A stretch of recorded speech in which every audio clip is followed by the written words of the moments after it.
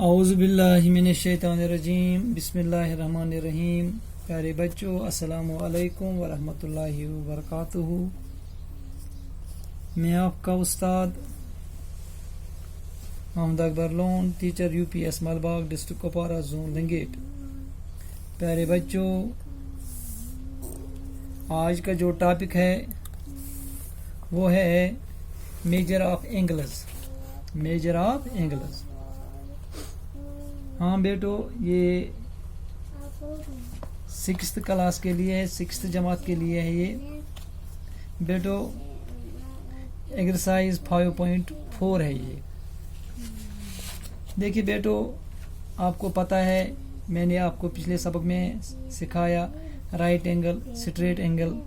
Acute angle, obtuse angle, reflex angle, इनके बारे में मैंने आपको जानकारी दी है। आज अगर हम आज की जो नंबरी है, जो एक्सरसाइज है 5.4 है, इसमें भी यही दोहराया गया है। अगर हम राइट एंगल देखेंगे तो फिर इसका मेजर क्या निकलेगा, अगर हम स्ट्रेट एंगल इसका मेजर क्या होगा। देखिए बेटो, आज का जो पहला सवाल है, what is the measure of first part A right angle, second part a straight angle. गोबरो तुम छू पता, बह वन कशिर पे तुह कि स्ट्रेट एंगल वनान राइट एंगल कत वनान तो स्ट्रेट एंगल कत वनान। राइट एंगल गो सो एंगल जिस मे तुम वोनमुत यह बराबर 90 डिग्री, न यह कम न यह ज्यादा, यह बराबर एक्यूरेट 90 डिग्री 90 डिग्री।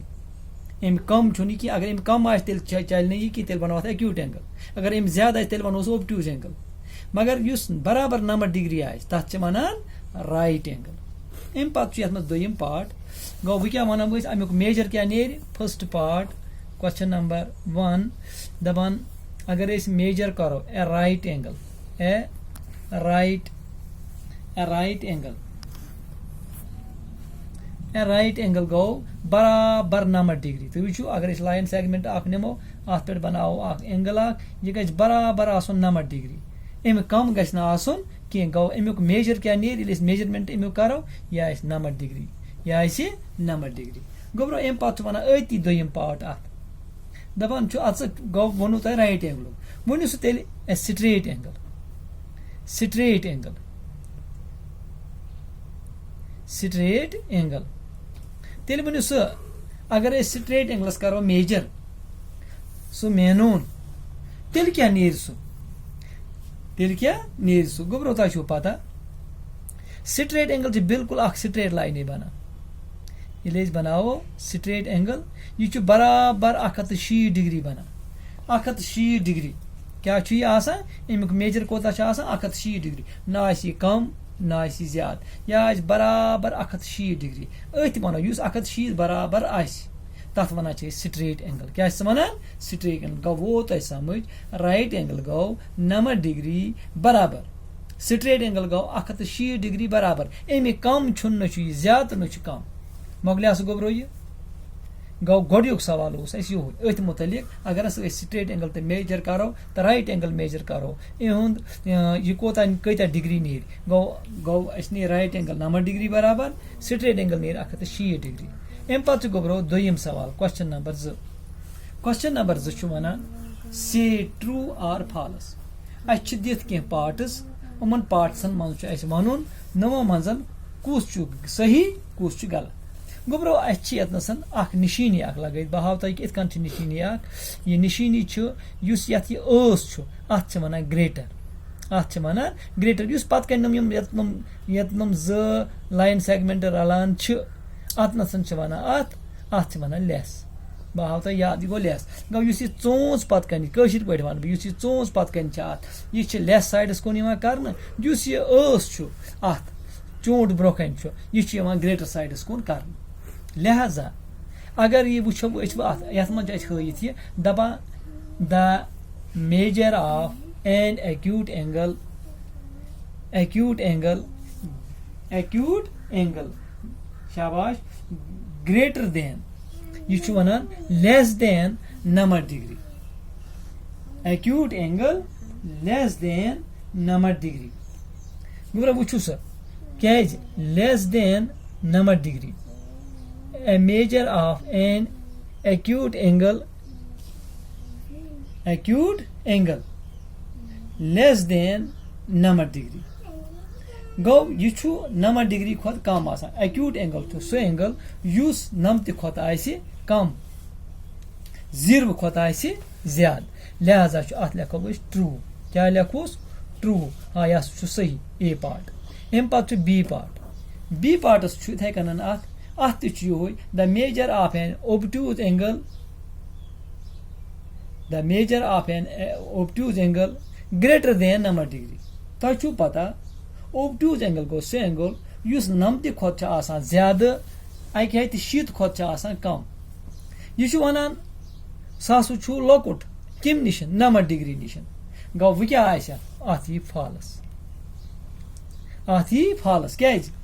यह वनान यह 90 खुद कम मगर अस वनान ओब्ट्यूज एंगल गो सो एंगल युस 90 खुद ज्यादा अकि हथ 60 खुद कम लिहाजा गो यह अत फॉल्स अम पे गो सी पार्ट वनान the measure of a reflex angle greater than 160 degree reflex angle गो सो एंगल युस अकि 60 खुद ज्यादा 360 खुद कम बार थो ख्याल मे ओतर तह वोनमुत वनस वन बह रेफ्लेक्स एंगल गो सो एंगल युस अकि 60 खुद ज्यादा 360 खुद कम लिहाजा यह वनान दपान यह कोता अकि 60 खुद यह बोड़ लिहाजा गो यह ट्रू लिहाजा गो यह सी पार्ट ट्रू गो ट्रू ठीक है अत आवा समझ गोब्रो अत आवा समझ अम पे वनान सी पार्ट पत डी पार्टस मन वनान सवाल वोल दपान अत मन डी पार्टस मन the measure of one complete revolution equal to 306 degree यानी कि कंप्लीट एंगलुक कंप्लीट सर्कल तमिक मजमा 306 डिग्री दपान वन कंप्लीट रेवोल्यूशन युस कंप्लीट गो सर्कल यह पूर सर्कल ये करूँ कंप्लीट सर्कल तमिक ये कड़ो तथ हजरत क्या वनान क्या नीर तथ तमिक यह नीर 306 डिग्री बराबर यह वनान the measure of one complete revolution equal to 306 degree लिहाजा यह ट्रू तमिक मजमा 306 डिग्री गोब्रो अम पे वनान ब्या ई पार्टस मन वनान angle M if angle M if major angle A if major angle A 53 degree and major angle B 75 degree वुचु गोब्रो सवाल वोल वनान अगर हसा मेजर करूँ एंगल A यह कोता नीर बराबर यह नीर 53 डिग्री पत करूँ मेजर एंगल B यह नीर 75 डिग्री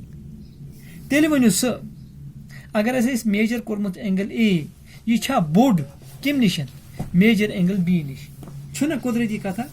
एंगल A नेरा 53 डिग्री एंगल B नेरा 75 डिग्री यह वनान angle A greater than angle B लिहाजा अत मज ट्रू क्या ट्रू तुम थो ख्याल वनान इफ एम यानी मेजर एम मतलब measure angle A equal to 53 degree आप समझ and measure angle B equal to 35 degree then measure angle A बोड़ अत ओकुन गो बोड़ कम निश मेजर एंगल B निश सोद वनान लिहाजा यह ट्रू अत लिखो ट्रू क्या लिखो ब्रैकेट्स में ट्रू यह सही गो सो गोब्रो यह दोयम सवाल हाल अम पे वनान त्रेयम सवालस मन क्वेश्चन नंबर 3 क्वेश्चन नंबर 3 मन वनान right down the measure of some acute angles बीएस मन सम ओब्ट्यूज एंगल्स गोब्रो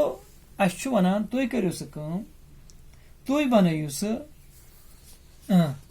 तुम लिखियो बन कन कह एंगल यम एक्यूट आसन बे लिखियो कह एंगल यम ओब्ट्यूज आसन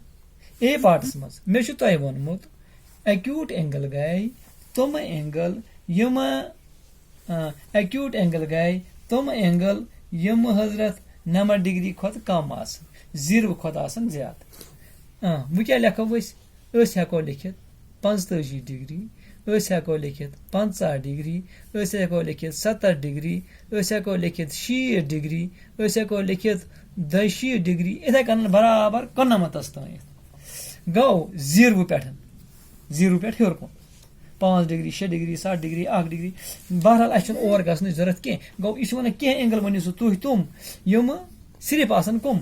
एक्यूट एंगल आस गो सात क्लियर पत वन सो तुम बी पार्टस मज सम